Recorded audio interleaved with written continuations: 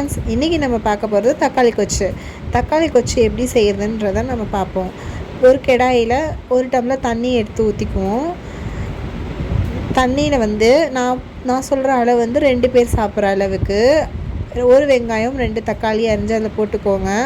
அதிலேயே நம்ம 1 ஸ்பூன் சீரகம் 1 ஸ்பூன் மஞ்சத்தூள் போட்டுக்குவோம். மஞ்சத்தூளும் சீரகமும் போட்டுக்குவோம். உப்பு நமக்கு தேவையான அளவுக்கு உப்பையும் போட்டுக்குவோம். வீட்டில் பார்த்திங்கன்னா பழுத்த பச்சை மிளகா நாங்கள் நிறையா வச்சுருக்கோம். அதனால் நாங்கள் பழுத்த பச்சை மிளகா சேர்த்துக்கிறோம். உங்களுக்கு தேவைன்னா பச்சை மிளகாவே நீங்கள் சேர்த்துக்கோங்க.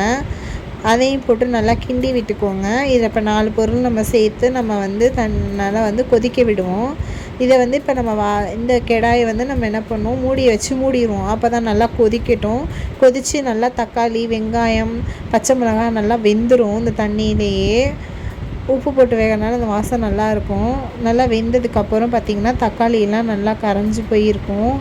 இந்த பதத்தில் நம்ம என்ன பண்ணணும்னா இறக்கி வச்சுருவோம். இறக்கி நம்ம நல்லா ஆற வச்சுருவோம். ஆற வச்சு நம்ம மிக்ஸி ஜாரில் போட்டு நல்லா ஒரு நேவாக நம்ம அடித்து வச்சுக்குவோம். நேவாக நம்ம அடித்து வச்சாச்சு. மிக்ஸி ஜாரில் நம்ம வச்சுருக்கிறது நான் அந்த தக்காளி அரைச்சி வச்சுருக்கேன். இது பாதி கட்ஸ் கட் ஆகிடுச்சு. இப்போ நம்ம எண்ணெய் ஊற்றிக்குவோம். கடுகு பெருங்காயத்தூள் மெயினாக போட்டுக்கோங்க. இது பாதி வீடியோ டெலீட் ஆகிட்டு இருந்தாலும் நான் சொல்கிறேன். இந்த பெருங்காயத்தூள் போட்ட கையோடையே வெங்காயம் பொடியாக நறுக்கி வச்சு அந்த வெங்காயத்தையும் சேர்த்துக்கோங்க. பூண்டையும் சேர்த்துக்கோங்க. நல்லா சேர்த்து நம்ம அரைச்சி வச்சதையும் இதிலேயே போட்டு கருவேப்பிலை போட்டு நல்லா தாளிச்சுக்குவோம். தாளித்து அரைச்சி அதில் ஊற்றிட்டேன். இப்போ நம்ம இட்லி மாவு நம்ம இருக்குல்ல, அந்த இட்லி மாவு ஒரு கரண்டியை நம்ம அதில் ஊற்றிக்குவோம். அப்போ தான் அது ஒரு கெட்டினஸ் கொடுக்கும். நான் அரை கரண்டி ஊற்றிருக்கேன். 2 பேருன்றக்கனால நான் ஒரு அரை கரண்டி ஊற்றிருக்கேன். நல்லா ஊற்றி நல்லா உடனே கலந்து விட்டுறணும். இல்லைன்னா அது கெட்டியாகிடும் சூடுக்கு. இல்லைன்னா நீங்கள் தண்ணி ஊற்றையிலே நீங்கள் அதில் கரைச்சி அதில் தண்ணி ஊற்றிக்கோங்க. இதில் எக்ஸ்ட்ரா 1 டம்ளர் தண்ணி ஊற்றிக்கோங்க. அப்போ தான் நல்லா தண்ணியாக இருக்கும். இது நான் இப்போ போகிறது சாம்பார் தூள் போட்டால் நம்ம அந்த சாம்பார் டேஸ்ட்டு வந்துடும். அதாவது பருப்பு இல்லாத சாம்பார்னு சொல்லுவாங்கள்ல, அது மாதிரி தாங்க. ஆனால் எங்கள் திருச்சியில் தக்காளி கொச்சுன்னு சொல்லுவாங்க. இது நல்லா தோசைக்கு நல்லா டேஸ்ட்டாக இருக்கும். இட்லி தோசைக்கு நல்லா கரைச்சி விட்டாச்சு. இப்போ அது நல்லா கொதிக்கணும். ஒரு 2 நிமிஷம் நல்லா கொதிக்க விட்டிங்கன்னா நல்லாயிருக்கும்.